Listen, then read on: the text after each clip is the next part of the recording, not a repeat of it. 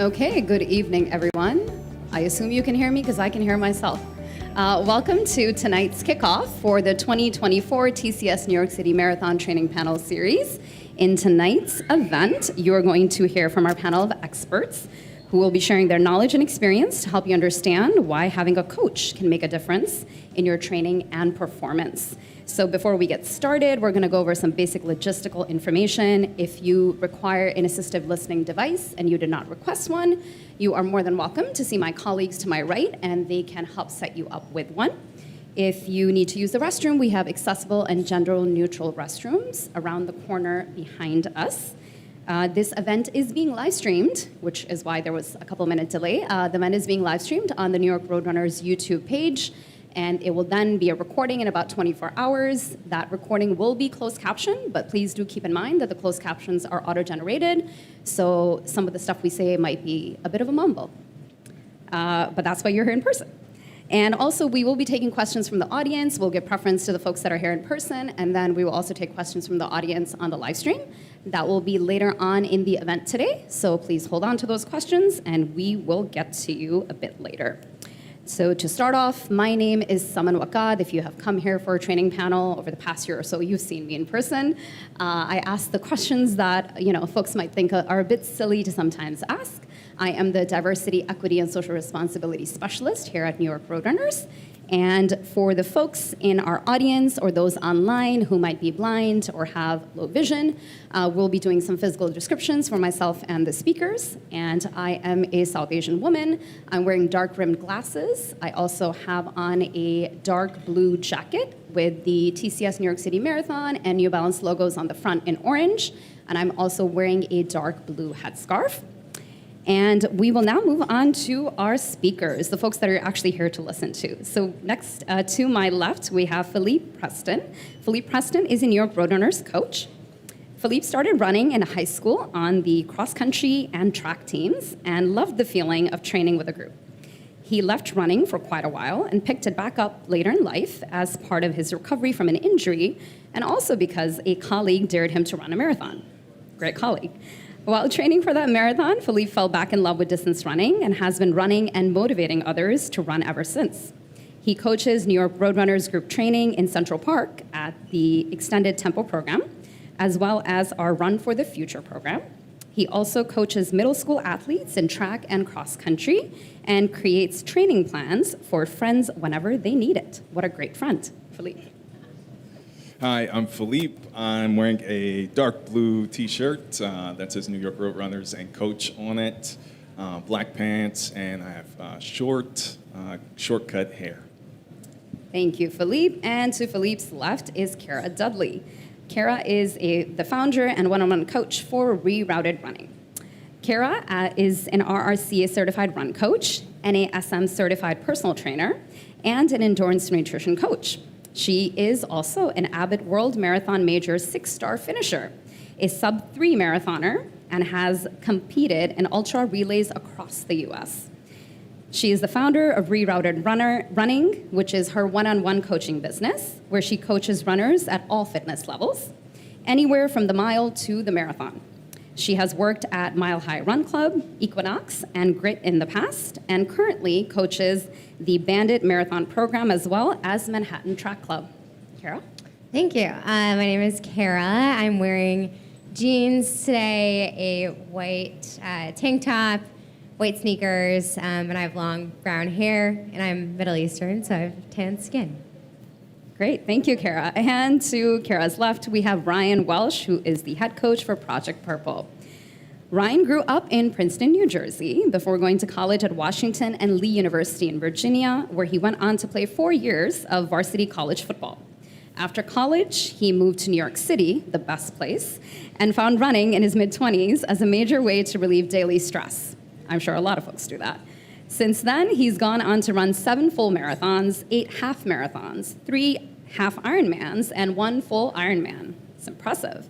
He also went on to gain his RRCA running coach certification and his master's in counseling from UNC Chapel Hill. And Ryan coaches endurance athletes one-on-one virtually and also serves as the head running coach for Project Purple, which is a nonprofit with over 500 charity runners across all world major marathons. More recently, Ryan's personal story of resilience and his foundational recommendations for beginner runners was featured on the Today Show. Ryan. Hi, Ryan Welsh here. I'm in a black Project Purple polo. I'm also in a trucker hat because, believe it or not, my hair is even shorter than Philippe's. If I pulled this off, I'd have almost no hair under here. Great to meet you all, and excited to be here today. Thank you, Ryan. And as you can see, they all have impressive resumes, right? And that's why they're all here to talk to us about coaching. So to start off today's conversation, we're going to talk a little bit about coaching styles. So coaching comes in a variety of styles, and lots of coaches take different approaches and have different philosophies. You may have encountered that if you have gone out sort of shopping for a coach. So we're going to ask our panelists to talk to us about their coaching style and how they got into coaching, and we will start with Philippe. Yes, my coaching style, I would say, is gentle push and gentle pull. That's kind of like the way I like to work with my runners. And gentle push is knowing when to gently tell runners, okay, you can pick it up now, or you can push a little bit harder, or you can throw another easy day in there. And gentle pull is telling them to pull back. Saying, hey, take that day off. Especially for experienced runners. They kind of hate to take days off, but as a coach, that's an important thing to let them know. And I like to do that in a gentle way, in a kind of easygoing way. And I got into coaching from the IT corporate world. I brought a lot of what I learned from there into coaching. So I was teaching in that world. I was mentoring in that world. I was project planning in that world, and so many of those things I do as a coach as well. And I got to have a lot of those assets translate over. Okay, awesome. And did somebody inspire you to get into coaching, or you just decided on your own? No, I kind of decided on my own. And because I had that background mentoring, I still loved helping people, loved helping seeing them grow. So it kind of was just a nice segue for me. Nice, and you loved running. And I do love running. Awesome. And Kara, how about you? I would probably say that my coaching style is maybe the opposite of what you just said. I like to push people hard and prove to them that they can do things that they didn't think they could do. Like, I might be like, you could run this rep at this pace, and they'd be like, no way. And then if they shock themselves, that's a huge win for me. So I like to give people hard workouts and balance that, obviously. I think holistic is a word that comes to mind for me too. I also have certifications in strength and nutrition and fueling. And to me, all three of those things are equally as important for running, but especially when it comes to the marathon. So I like to approach it from all of those lenses and make sure that everything is working well. And then I'm also just of the mind that you can do it all. I think that sometimes people have this vision, if it's their first marathon, that they have to stop drinking for a year and they can't travel and all of this. And I'm like, you can do the European vacation and you can have a couple of glasses of wine the night before your long run and you can still run a very successful marathon. So figuring out how it works into people's regular everyday lives and finding that balance to get them to achieve their goals. And I come from a background of community building. So community is really important in my coaching style too.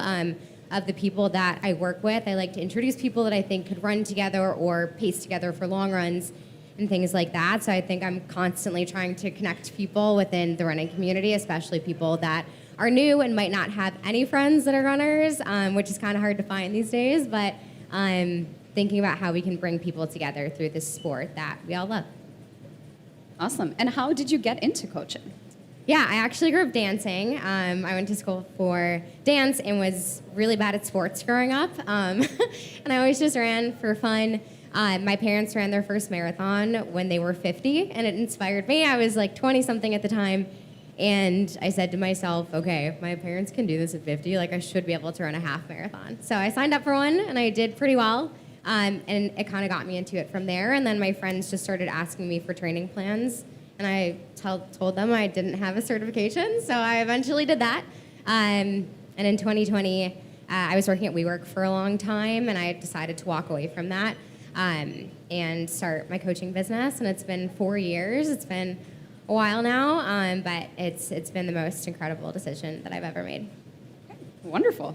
And Ryan, share with us your story. Yeah, for me, as far as my philosophy to coaching goes, it's kind of grounded in the concept that no two athletes, in my experience, in any sport, but especially in running and the preparation for a marathon, are exactly the same. Everyone is different. People are working 40 hours a week, 50 hours a week, 60 hours a week. People have families. People are going on trips, lifestyle differences.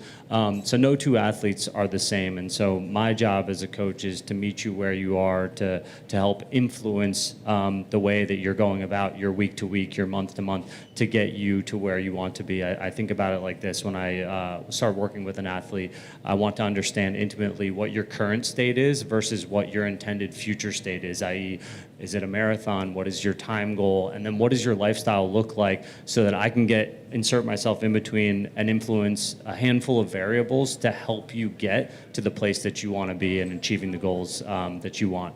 As far as my start in coaching, after running a handful of marathons, falling in love with the sport, kind of getting more knowledgeable about it, much like Kara, I had friends and family really coming to me, asking me for help with training, and really for me, kind of the breakthrough moment was when I realized that it was more rewarding for me to see other people achieve their goals than myself. And much like Kara, I then was like, okay, let me go get properly certified for this. Let me start up a little side business with this. And then I started working with the charity that I used to run with, Project Purple. But yeah, it's been a really rewarding experience to kind of invest myself in other people's success. And most specifically, like when I see first timers break through and have success. Okay, thank you. So those were their coaching stories and their coaching styles, just so you have an idea that there are so many options available out there. For folks in the audience that are here in person, how many of you are running the New York City Marathon for the first time? Okay, a little over half, I think. And how many folks have run this before, maybe 2 times or more? Okay, nice mix over here, just so we all have an idea who's over here. So the New York City Marathon, the 2024 TCS New York City Marathon, will be on November 3rd, 2024, first Sunday of November every year. And that means we are 15 weeks out, folks. So we're going to talk to our coaches about what they think is the most important thing. It's always nice to see a little bit of shock on people's faces when I say how many weeks out. So coaches, we're going to talk briefly, or you're going to tell us briefly, about what you think is the most important thing a runner should be thinking about, given that we know we're 15 weeks out. Kara, we're going to start with you. For the folks who are not using a coach but are interested in one, what are the things that they should be looking for when hiring a coach? Yeah, so number one is certifications. I think with the rise of Run Talk and a lot of running influencers, love them. I think they're doing great things for the sport in general, but there's a lot of people out there giving a lot of information, and it might not always be totally accurate. And that's kind of scary as a coach to be, I've heard things that are maybe not necessarily what I would tell people. So I would definitely check on certifications. RCA is a big one. USATF, those are the 2 main running certifications. I would just go on their website, check to make sure they have some kind of running coaching certification. And then after that, it's a personality fit. Like you're building your team that's going to be there behind you on race day, in your ear and in your corner, being your cheerleaders throughout this entire process. So who do you want to be around? Who do you vibe with? Who do you want to talk to, like almost every day maybe? And also think about their influences. Like what's their community like? Who is their coach? Who are they listening to? Where are they getting their information from? So think about what's influencing your coach as well. And then at the end of the day, it comes down to your preference too. I would ask questions about what's your communication style like? How often do you like to communicate? Things like that. But I think you can kind of tell, like, if it's someone that you want to be like and you see some quality in them that you're like, I want that, that's the person that I would advise you to hire your coach, as your coach. Okay, great. So you said RSC and USATF are some of the certifications they can look for. Also, if folks are looking for a coach, where can they go? It's a great question. I think a lot of people find me through recommendations. Friends of friends. We all have people in our lives probably that are runners. So ask a lot of questions to those people that work with them. What do you like? What things do you not like as much? Instagram, I would say like going to run clubs and figuring out who the leaders are. As soon as you get into the running community, you kind of get to know everyone really quickly. So use those resources and ask your people questions. Okay, thank you. So Ryan, why don't you tell us about what you think makes a good training plan, how to pick one, and also how you create your training plans for athletes? Yeah, so in the intro, when speaking about my philosophy, I talked about how, as a coach, we insert ourselves to influence a handful of variables to help you get from where you're at to where you want to be. And so those anchor variables that come out in the training plan, which should be a living, breathing document at this point with the technology we have, a place to track and measure your progress. But the anchor variables within that plan, to me, are how many days a week are you running? What's the weekly mileage that you're getting to? So in totality across the week, how many miles does your week add up to? What's your longest long run sequencing look like? I.e., are we getting to a point where, especially for our first timer, we're getting a little bit further, we're getting a little bit closer to where we want to be? And then the last thing is thinking about the pacing. So especially if you have a time-specific goal, the pacing is going to matter a lot on those runs. If you don't have a time-specific goal, it's a little bit less worrisome. But for folks that are thinking about a specific goal, you also want to understand the pacing piece of it on specific runs. And then, like Kara had mentioned, you want to maybe start to infuse interval workouts. Again, that's a more elevated level of training, but specifically to me, it's the weekly mileage, how many days a week are you running, what the pacing is on those runs, and then what is the sequencing on your longest long run. Those are the four anchor variables that can be influenced to get you to where you want to be. And so I say influence because it's not like there's just some cookie cutter approach. Like I said, everyone is different. Some people maybe can't run on certain days because they're picking their kids up from daycare. Other people can't do a Saturday, but they want to do a Sunday, but does that influence their Monday? So different ways of approaching it based on your lifestyle, to me, is how you tinker with those variables to help someone get to where they want to be. And so as an athlete, when thinking about getting a training plan or getting a coach, I do think it's important to be super honest with yourself about where you're at with your lifestyle. I think there are plenty of things that should remain more important than running, like your family and maybe your social life and your job. So how do you work running in around that to keep it enjoyable and to still get you to where you want to be? Also thinking about things like your experience level, your injury history, things like that, what motivates you. All of those things should be incorporated into the type of plan you have, whether it's a higher volume, medium volume, lower volume, running 6 days a week versus 5 days a week versus 4 days a week. I promise you, I've seen plenty of people run the same exact time in the marathon doing completely different approaches. So all of that is okay, but it's about knowing yourself and being honest with yourself. Okay, so pick something that works for you given all the parameters that you talked about. Yeah, exactly. Okay. And then Philippe, what should runners be focusing on right now with their training? Yes, hopefully you have already started running. That's number one. So if you haven't, please do start. And number two, I've heard some runners who have started running already. And one thing they'll say, I'll ask them, are you running New York City Marathon? And they'll say, I think so. Yeah, I'm signed up. So right now, if you're in that realm, just say, yes, I'm doing it.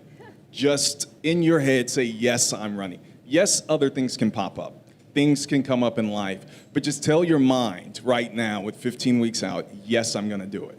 Because that's going to help your motivation later on when it gets harder, when you're doing more miles, when things pop up in life. So that first piece, just say yes. Make that mental switch in your head to say yes.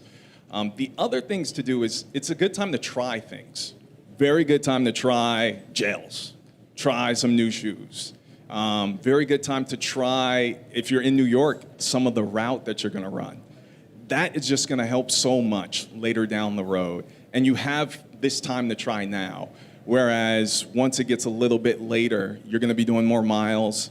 You may be sleeping quite a bit more. You may have other life things coming in. So use that time that you do have now to try new things. Try new routes, new gels, new nutrition, new shoes, all of that. Try it all now. Yes, try it all now. As our coaches like to say, nothing new on race day. So for the folks in the audience, how many folks here have a coaching plan or a coach? Okay, only a couple of folks. Okay, so you'll gain some great information today, hopefully. So moving on to the next question. Now that we know where we are, we're going to talk about where we're going, or rather where you all are going, because I'm staying right here. So Ryan, we'll start with you. Many athletes will be running their first marathon. Even in the audience, we have about half the folks here running their first marathon this November. What are some good coaching tips for beginner or first-time marathon runners? Yeah, I know this might sound silly, but Philippe had alluded to it. Think about your footwear. Think about how important it is. It is the one piece of your body, hopefully, that is touching the ground throughout training and throughout the race, right? And so you want something that matches your running style, matches your foot style, that's going to help really protect your body from getting hurt and get you to where you want to be. You can go usually to any major run shop. They'll put you on a treadmill to make sure you're on the right shoes. Typically, a pair of running shoes should last you about 300 or 400 miles. I say it sounds silly because you wouldn't believe how many athletes I end up working with that I'm like, what are you running in? Well, I've got the same pair of trainers I've had for 2 years. All right, well, that's going to put you at higher risk of injury if you don't have shoes that are functioning the way that they should. So right now is a great time to get yourself into the right pair of shoes to attack the higher volume of training that you're probably going to be asking your body to go through. Second thing, which Philippe had also alluded to, was thinking about your nutrition. Think long and hard about what you're consuming every week, and then into the longer runs, what you're consuming as far as gels go, which you want to practice for race day. But I think about the weekly nutrition because for a lot of people, first timers, you're running a lot more than maybe you have before, right? And so you're burning more calories and your body is going through. Make sure you're putting the right stuff in, right? Make sure you have the right amount of carbs, the right amount of protein, the right level of nutrition to keep your body upright and keep it moving as you get further into the build. The next thing is, if you don't have a means yet, think about how you're tracking your progress. A lot of people, you'd be like, all right, how's the last 3 weeks of your training gone? Well, I think it went well, but I don't really know. Well, we have notes on our phone. We have Google Sheets, spreadsheets. I mean, those are very simple places to just track your progress, what you're doing each week to ensure that you're making progress as an athlete. And when you're judging your own progress, don't judge it day over day, not even week over week. I actually like to think as you zoom out, every 3 weeks or so, if you've remained accountable and committed, that's a great zoom out to think about, do I feel more fit? Am I getting to where I need to be? Every 3 weeks. But if you have some highs and lows day over day, week over week, that's okay. But every 3 weeks, we want to be making the right amount of progress. And then my last thing that I like to tell any first timer, especially like this early, 15 weeks out, right? Exactly 15 weeks out from the race, is just know it's going to get hard. It's in the training and on race day, there are going to be moments that are going to be challenging. And it's the way that you handle that will define you, but it will also make you feel a way. And I can only say, like, once you do it, you'll understand. When you break through in those moments on a long run or on a bad week or in a race where it's just not going well, that you suddenly come out on the other side and things in life become a lot easier. And so those breakthrough moments, when it gets tough, when it gets challenging, which it will, are good. I actually think like breaking through those are why people come back. And then the last thing I'll say is, if it was easy, man, like everyone would do it, right? But everyone doesn't do it. Like there's a very small group of individuals that do this. And so I think just signing up, just getting yourself out there, starting the training is admirable in itself already. Yes, just remember, you're not everyone. You got into the TCS New York City Marathon, which a lot of people don't. So a lot of people would love you got that to be going in your for shoes, you. yeah. Yeah, it's awesome. So you said gear or footwear, nutrition, tracking progress every 3 weeks, and then just mindset, right? That it's going to get really tough. Yeah. Okay. I know sometimes a lot of information can just get a bit overwhelming, so just want to remind folks that this training panel is being recorded, and the recording will be up on YouTube. So feel free to go back, take notes, and if you have follow-up questions at another one of our events, you can come and ask those as well. So Philippe, for you. As we know, no running plan is set in stone, and life happens. I feel like this is a general life reflection. Life happens, and it happens in any big race, let alone a marathon. What are the best tips for those who might miss workouts or have to shuffle runs around with the training season? Number one, expect it. expect it to happen. Expect your training plan to be fluid, to change, because it will, no doubt about it. I'm guessing for you two as well. There's never been any training plan where I stuck to it 100%, not one. And for the marathon, that's what it's going to be. Now, it's great to always have a plan. That's number one. You have that plan, but just be ready to be flexible. And also give yourself kind of grace in that flexibility. If you miss a day, don't beat yourself down about that. You can make that up. You can switch it for a day. If you have your plan already, it makes it so much easier to adjust your plan when you need to. So that's why the training plan is so important to have at the beginning. If you don't have a training plan and you're kind of winging it, then you kind of may put yourself in a frustrating position down the road because you say, oh, I have to get this long run in, but I couldn't do it today. I don't know what I'm going to do. But having that training plan at the beginning, kind of mapping it out on a calendar, then you can say, I got this trip coming up. I can move that there. I can adjust that there. And you'll still have a successful marathon. So expect those changes, adjustments, and they're perfectly okay. Thank you. I think we've heard similar advice now from you and Ryan, right? Like expect those hurdles and sort of mentally prepare yourself as well.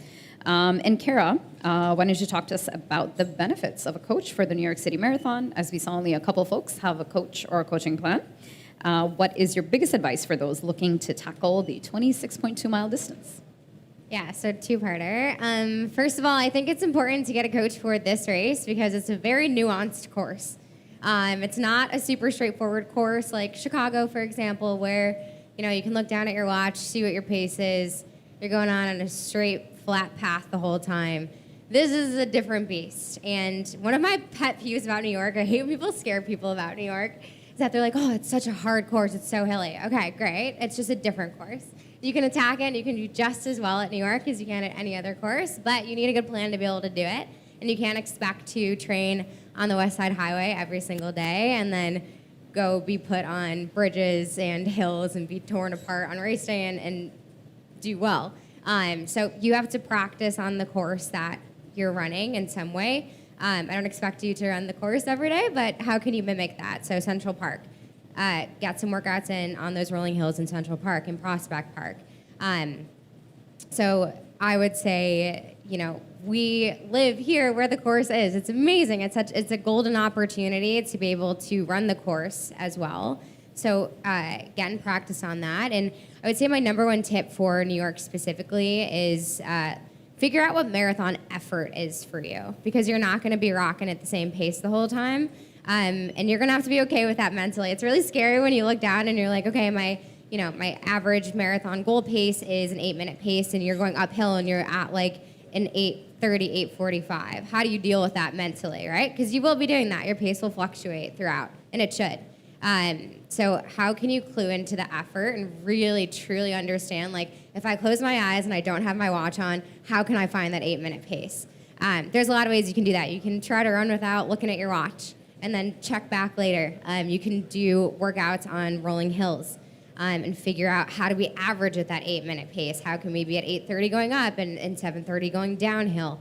So there's a lot of ways you can do that. And a coach can help work these all of these workouts for you. So they can say, like, go do this in the park, finish on a bridge for this long run. Whatever it is, like, this is the course to do it. Also, when it comes to strength training, you got to be doing strength training when it comes to New York for any marathon, but especially for this. You need that power to be able to, beast up those hills and be able to carry those legs up Fifth Ave. So if you're thinking about ever getting a coach, this is one of the great ones to do it for, I would say. Okay, awesome. And is there a specific time by when folks should have a coach? So we're 15 weeks out. Should they make sure to get a coach by 12 weeks out? Get one like tomorrow, probably. Like, it's almost too late. It's actually never too late. Like, I've literally had people reach out to me 4 weeks before the marathon, and I've just worked with what they're already doing. I'm not changing anything that they're already doing. I'm not introducing new things, but, help talking them through, like, fueling and things like that. So it's really never too late to find someone. But I would urge you to start earlier rather than later. It takes some time to like understand the coach-athlete relationship. I don't just meet someone and immediately know everything that makes them tick, makes them run well, what motivates them. Like it takes weeks and months and sometimes years to really understand someone and have that relationship feel really organic and special. So the sooner, the better, for sure.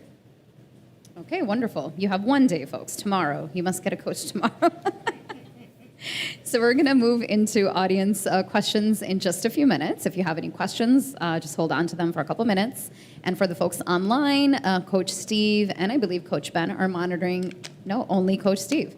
Coach Steve is monitoring the comments in the live stream chat, so please feel free to add your questions there.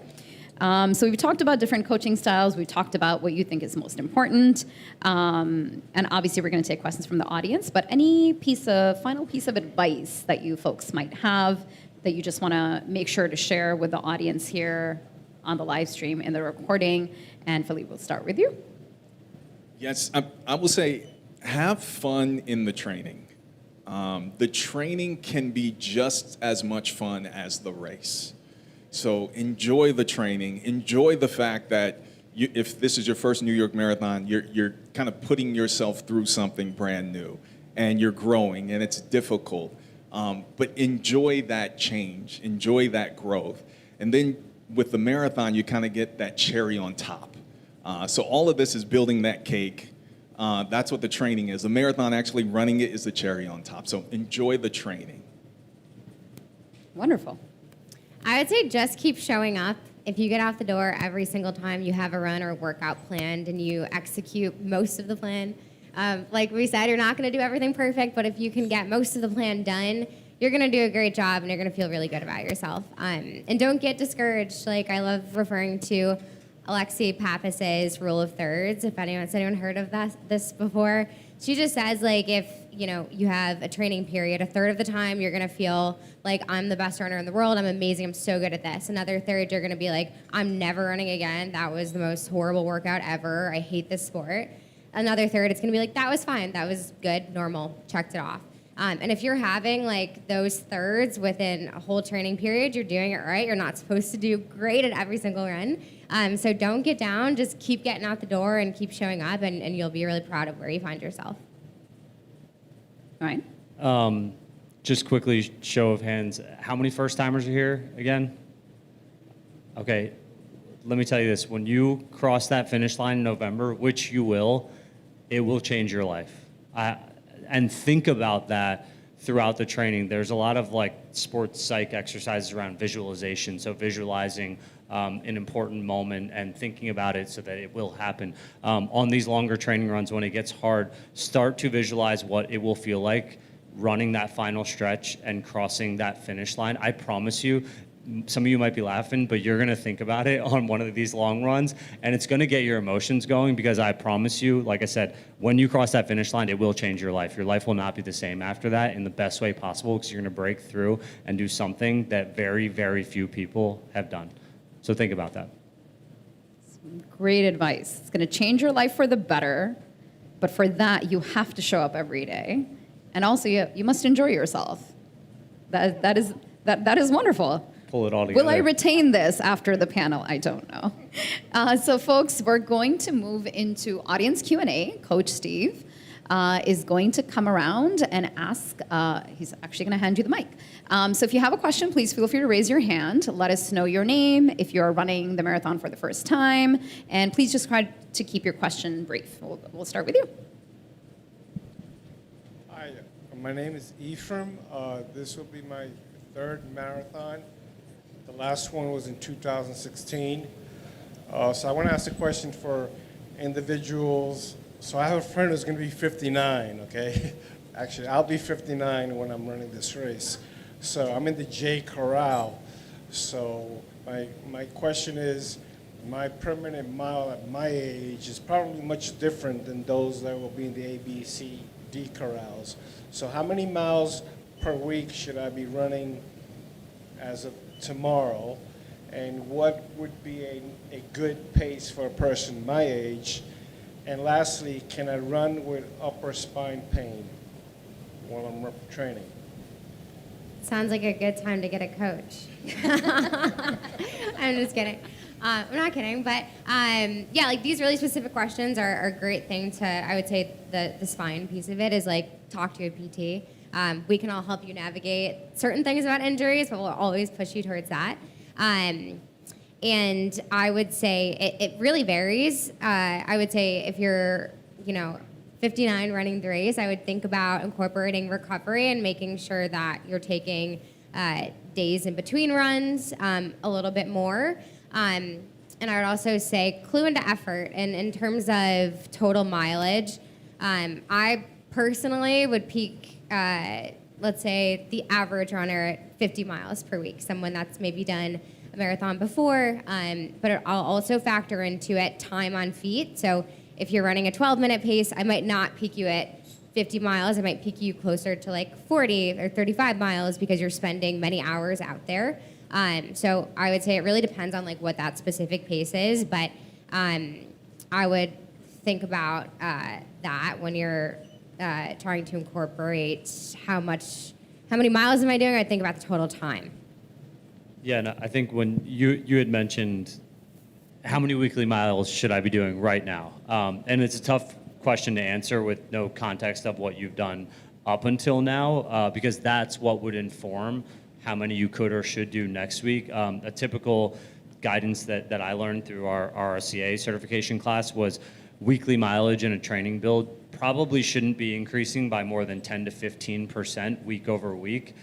So if you've run 20 miles last week, 22 or 23 would be advisable. Next week, sure, people will push it and go from 20 to 30. It just puts you at a much higher risk of injury. So as you're progressing through your weekly mileage sequencing, think about that 10 to 15% week over week increase is usually advisable to keep yourself within yourself. And I would also say incorporate strength training for sure, because as we get older, we lose a lot of that muscle. And it's super important, especially for New York Marathon, to try to keep as much of that muscle strength as you can. So if you haven't already started it, also another coach or PT for strength training as well, because that will help dramatically. Philippe, we had a question, I'll go over there 1 second, but we had a question online about that. How often should we be doing strength training per week for athletes training for the marathon? And that would tie into the running training plan. So for us coaches, when we do talk about strength training and running, we try to make it not overtake the running. So if you're doing a long run, you're not going to go hard on the gym either that day or even the day after.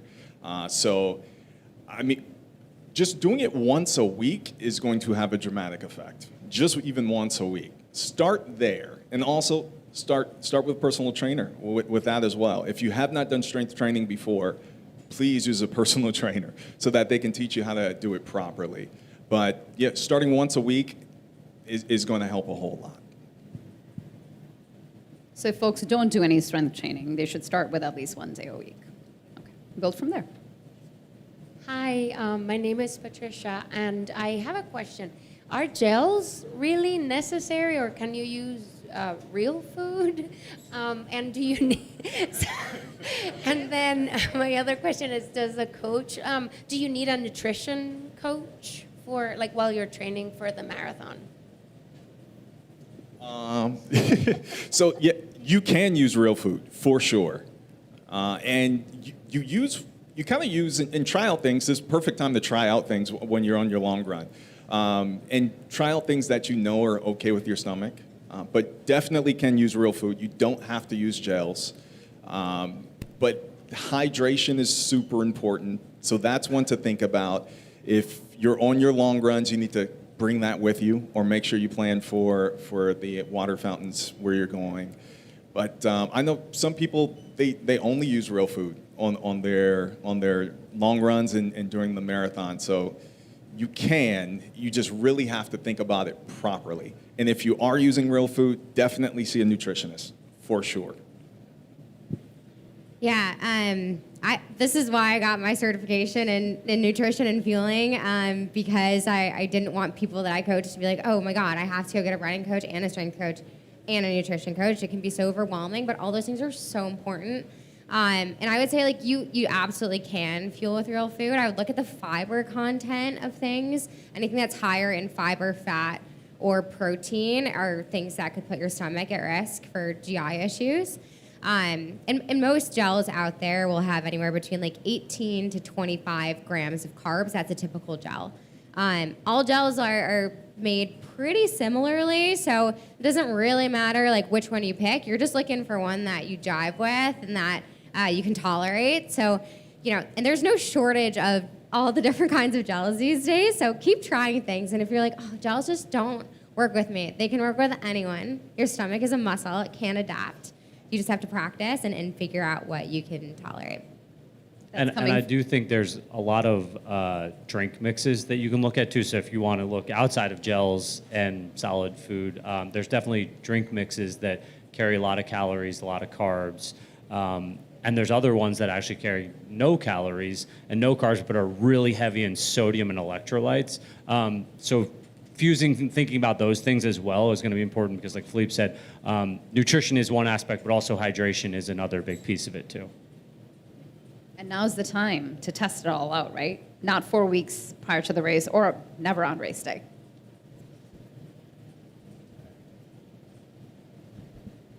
Hi, I'm Karen. This is going to be my first marathon.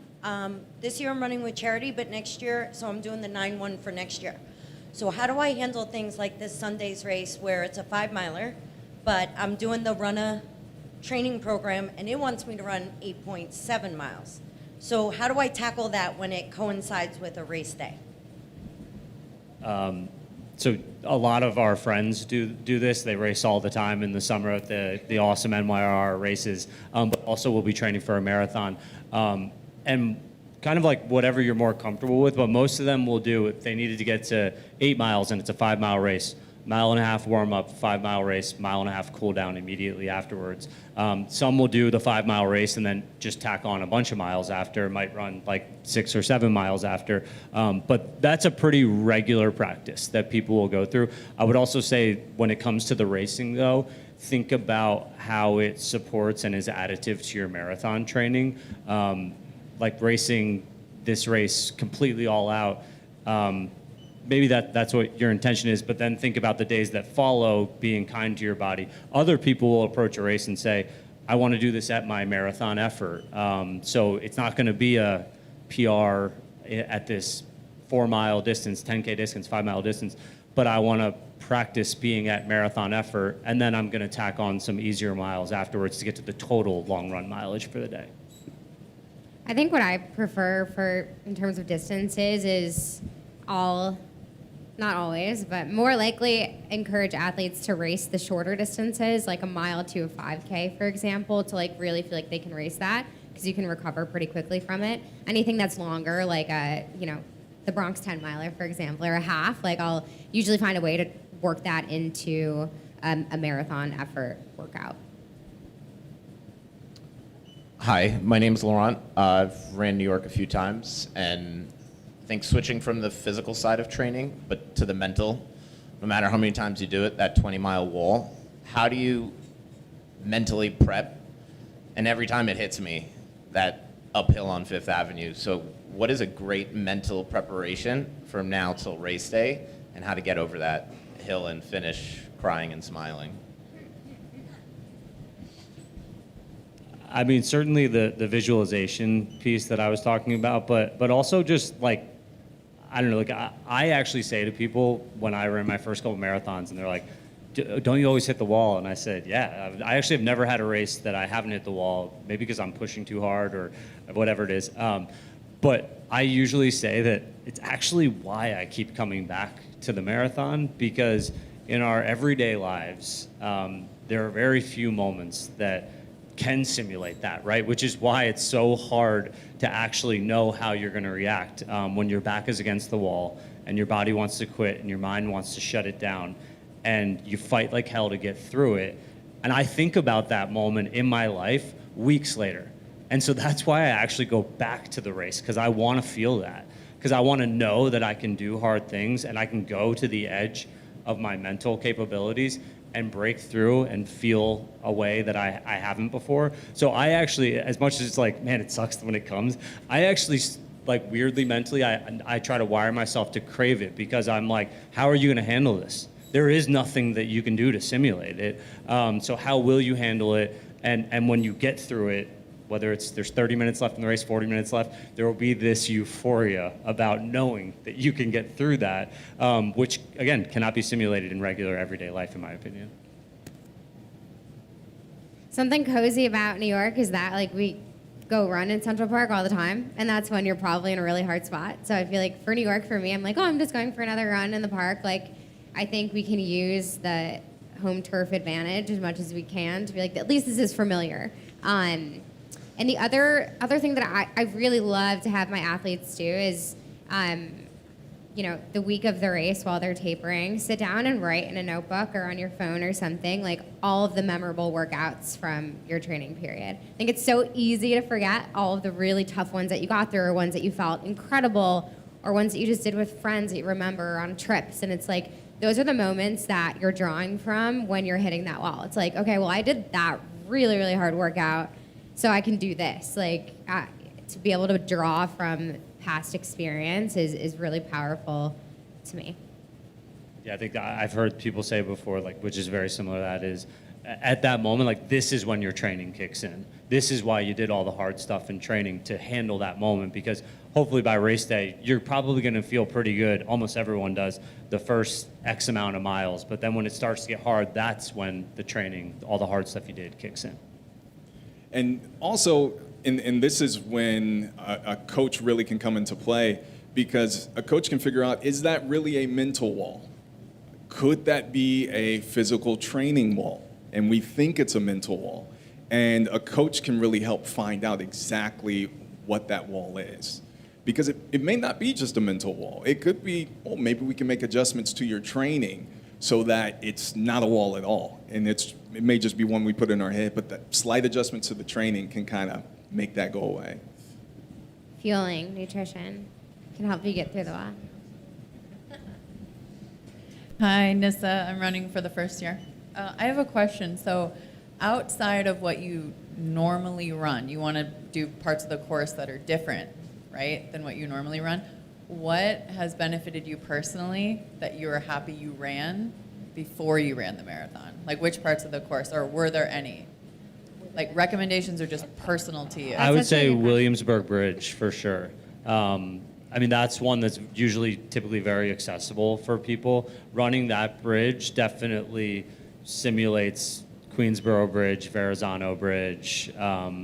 So knowing how your body is going to feel on an incline that steep for that long, certainly helpful to infuse that into long runs. The Fifth Ave hill is, like, pointless to run because you can't feel it on a regular run. You don't feel that, like, slight incline until you've run 20 miles at a marathon pace. So as much as I want to say go run that one, I feel like you can barely feel that usually. I feel like parts of Brooklyn I wish I would have ran. I ran New York last year for the second time, and I wish I would have done more from, like, South Brooklyn up to Williamsburg. I don't live near there, so I never do that. So I would say, like, if there's places that you run often, like, go run the other areas that are accessible that you've, like, almost never run, or only run during a race. Yeah, and I would second Bridges. You know, just throw Bridges in there. Because I'm glad I ran Bridges, and I still feel like I could have did more bridge running. Because you run a few bridges in this New York Marathon. And it's not just going up the bridge, it's also coming down the bridge. And coming down steep bridges, your running form may adjust a little bit. You're gonna hit, especially coming down, I think, back into Manhattan, your legs are gonna hit the ground a little bit differently. So just getting that feeling of running up and down bridges is gonna help a lot. Okay. I think we're going to take a couple of questions from the audience online. All right, we got a question from Sarah. Says she's running her first marathon this year. Any advice for running in this really hot weather? She ran a 13-mile long run and just overheated. So how do you get through the long runs in the hot weather? First, I'll say don't expect to feel great in this weather. No one does. The most, talented, advanced marathoner in the world will still probably feel awful doing workouts at their normal pace in this weather. So don't get down on yourself. It's not you, it's the weather, and just know that you're still getting the benefits of training, even if you're not quite hitting paces. This happened for Chicago last year. Everyone was training through a New York summer, as we are now, and all of the temps dropped. And I don't know if you guys remember, but it was like absolutely perfect weather for Chicago. And I just saw huge PRs from everyone that I coached because they'd been training almost at like altitude, is what you could call it, poor man's altitude, and in the heat and humidity. And then suddenly they get perfect conditions. Sometimes you have no idea how fit you are until you drop the humidity. So don't get discouraged, I would say. And salt, electrolytes are things that can help you a lot from a nutrition standpoint.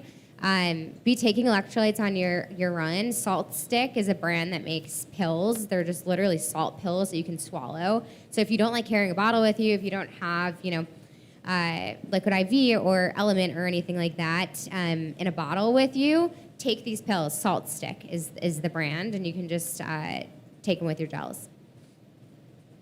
All right, one more from online, then we'll go back in person. Gata asked, how and when should we know our marathon pace range, and how do we incorporate that into our long runs? I think part of that comes from what your experience level is. There's actually kind of like a tiered approach of if you can run a 5K in this and a 10K in this and a half marathon in this, that would inform what your marathon race pace or what your marathon goal time should be. So if that person knows what their half marathon PR is, that can inform how they would approach what their marathon goal time should be. As far as once they understand what their marathon pace is, different coaches like to approach it differently depending on the intensity of the training build. But I would say that most of your mileage in your long runs should be done at a pace slower than what your goal marathon pace is. So for instance, if you want to run a 4-hour marathon, which is roughly 9-minute pace as your race pace, the long run should or could be 9:15, 9:20, 9:30, but you're gonna want to infuse some of that race pace into some long runs. Again, this is where working with a coach can help you get to where you wanna be. But on the whole, long run should be a little bit slower than that race pace with some race pace infused into it. Okay, I think we're going to try to do a couple of quick questions ones. from the audience. Yep, Here. right here. Regarding hydration. So you're doing your long runs, you have your pack or water, or maybe hide things along the trail, but you don't want to carry anything in the marathon, and there's all these water stations. How do you know how much to drink and stay so you don't get dehydrated? Yeah, I say take water at every single station. Don't skip a station, especially early on. You want to hydrate early and often in general. If you're out on a long run, you want to be ideally sipping like every 15 minutes. You're probably going to replicate something close to that during the race with where the water tables are placed. You don't need to have the whole cup. You do the pinching technique, get in whatever you can, take a sip or two. If you miss it, whatever, move on. But ideally, you're taking sips at every single station. And that's enough. You don't need to carry anything. That should be good, yeah. Okay. Yeah, and I think what's great is on race day, you get that benefit of having the water stops every single mile, something, again, that cannot be simulated in your training. So it's actually an added benefit, which should hopefully help you. I also tell people if you don't have a time-specific goal, you're in this, you just want to finish, when you get to those water stations and you know you really need to consume it, just walk for like 5 seconds and actually put it down. Take a deep breath and get going again. A lot of times if you're running through and it's crowded, you miss a water, but especially like if it's a hot day and you need it, make sure you slow down, you consume it, get what you need. And then would the gels help with the sodium? Because normally I have, electrolytes in my water. Yeah, so the gel, you can look at the different types of gels will have different levels of it, but certainly, yeah, the gels will have sodium, electrolytes, and also like the Gatorade on the course, it's going to be tough to really know exactly how much you're getting. I have gotten maniacal enough that I've done spreadsheets before of like, every single minute of the race, what am I taking? At what mile am I taking Gatorade versus water? Am I getting like 6 ounces? How much sodium? How many calories is that? If you really want to like think about that, was for me to just distract myself, to be honest with you, to know like I have a plan of X amount of stuff I'm consuming. Most gels don't have enough sodium. Even the ones that have added sodium are still not enough sodium, especially for race day. So that's why I really urge people to get those salt stick pills. I love them. I tell everyone I coach to get them. If you're doing added sodium gels plus that, every 30 minutes, you're going to be to a really good spot with the amount of milligrams of sodium that you're taking in per hour. And use the long run to practice. That's kind of what part of the long run is for, is to practice how much to take in. Similar to Ryan, I may look at my water bottle at the end of a run to see how much water I drank. If I drank it all, or if there was still some left, or if I needed some more and I didn't bring enough. So it gives me an idea of how much I'm consuming. So use this time to practice that hydration and intake. Because you have 15 weeks. We're going to take one last question from the audience. Thank you. Oh, sorry. Hi, my name is Jennifer. This will be my first long, full marathon. I've done a few short ones. I know you guys were focusing on running the bridges. I don't live in the city anymore. I'm a commuter. So what can you recommend? Should I just be doing a crap load of hills, stairs, anything? I do have a personal trainer once a week for the strength training, but I have to find a running coach now. So I guess what do you recommend in lieu of the bridges that I can practice? Yeah, so I live in the suburbs as well. I run into this problem quite a bit. If you have a park that has some hills, that's great. But also, like, I coach some athletes who travel a lot for work, and so they end up doing a lot of stuff on treadmills at a hotel, for instance. So putting the treadmill at a slight incline for specified intervals can help simulate that as well. So you put it at maybe like a 5% incline, and you go into it and say, okay, I'm going to do 6 miles on this, but I'm going to be doing, for 4 minutes, I'm going to be on this incline, then 4 minutes flat, then 4 minutes on the incline, and 4 minutes flat. That can help also simulate what we would call like hill repeats, going up the hill, flat, up the hill. Really, you just want, like Philippe was saying, your muscles will react different when your form changes, when you're going uphill and also going downhill.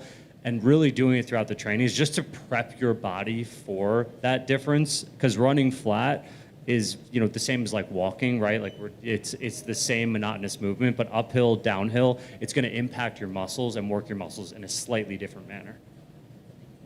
Okay. I think we're going to take one very last question from you right here. Thank you. How much of a headache do you get as coaches when you work with somebody who is really resistant to give up a second sport, a second activity doing marathon training? It could be dancing, tennis, basketball, name it. Is there any sort of approach how to integrate this into cross-training into the marathon plan? Yeah, I think every type of activity that you're doing has to be considered. So you're thinking about what's the general load that this person is taking on. Even if someone just walks really far to commute every day to work, for example, all of that has to be considered. And I think it's so nuanced. If someone loves to cycle, that's a great one because you can easily work that into a training plan. If someone likes to box, that's a harder one because you're mostly using upper body, using lower body too, but not in the same way that you would need to for running. So I think it's very nuanced. And if someone signed up for a marathon, hopefully they're on board enough that they are willing to compromise a little bit and to say, like, what I've said before is like, all right, this is your day to do that. If you ever feel too tired to do it, skip it. That's okay to do that. But we do have to dial it back. So I feel like I've done that quite a few times with people, and it's hard at first, but I think if you really care about doing the marathon, you'll be ready to make those changes. Yeah, I think like you had said, it's the intensity level is what you want to monitor, and then figure out how that should be sequenced in throughout your marathon training. Because if you're doing, you know, hard track workouts and really long runs, and you're doing really hardcore cross training like the day before, like 12 hours, the night before doing that, that's probably going to mean you're not going to get the most out of your running stuff. But But by all means, I do think that cross-training, doing other sports, is helpful and can be additive if it's sequenced the right way and the effort is the right effort, right? If you're going and hitting around, that's not really an intense effort. But if you're going and playing intense tennis, that's great to do once or twice a week, but make sure it's sequenced out so that it doesn't adversely impact the very key hallmarks of your training, i.e. a hardcore workout, a long run, something like that. Okay. Okay, so I just want to take a quick moment. Apologies, we went over a couple minutes, but I want to thank our wonderful panelists, Philippe, Kara, Ryan, Coach Steve for moderating, actually helping put together this event, moderating the live stream, and AJ for making sure this live stream is going smoothly, and so will the recording. That'll be up tomorrow. I also want to thank my colleagues at the Run Center for being gracious every time we're hosting the events here, and I want to thank all of you for being here, for choosing to get into the marathon, whether that was through a lottery or whatever, 9+1. You're gonna do great because you're here and you're preparing 15 weeks out. I also wanna let you know that this is a series, so there will be a special session next month on August 22nd with some of our New York Roadrunners coaches. And then I will be back here with hopefully all of you on September 12th, October 24th, and the marathon is on November 3rd. Have a wonderful night, everyone. We'll see you next time.